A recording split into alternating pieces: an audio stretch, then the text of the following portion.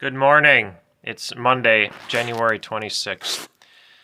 I have been in and out of the mess my whole life.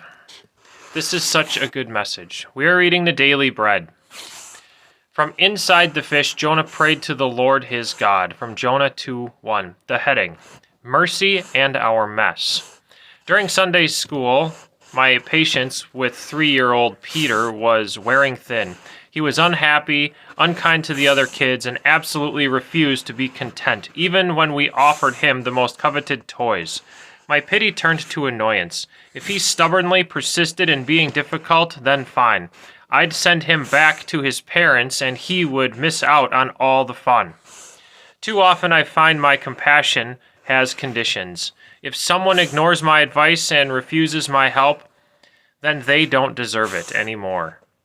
Fortunately, God doesn't act that way towards us. The prophet Jonah experienced his great mercy after a time of stubborn disobedience when God commanded him to travel and preach to Nineveh. Defiantly choosing the opposite direction, Jonah was caught in a terrible storm, set adrift at sea, and then swallowed by a great fish. A self-made disaster. When Jonah finally prayed to the Lord his God, God was still willing and listening to him, ready to forgive his reluctant prophet. Jonah was delivered from the fish and graciously given a second chance to go to Nineveh.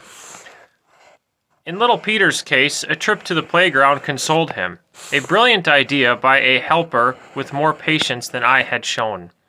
How beautiful is mercy that continually seeks us out, even in the middle of our own mess. The questions. Why do you sometimes struggle to offer mercy to others? When have you seen God's love seek out the most difficult recipients? My notes.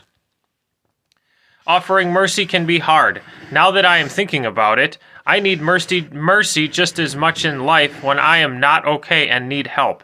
Expecting it when desperately needed requires giving mercy to those who desperately need it too. On March 20th, 2025, I was one of the difficult recipients. On that day, I needed the hard truth that as a sinner, I needed to be back on the narrow path. Pick up yourself and get back on the path.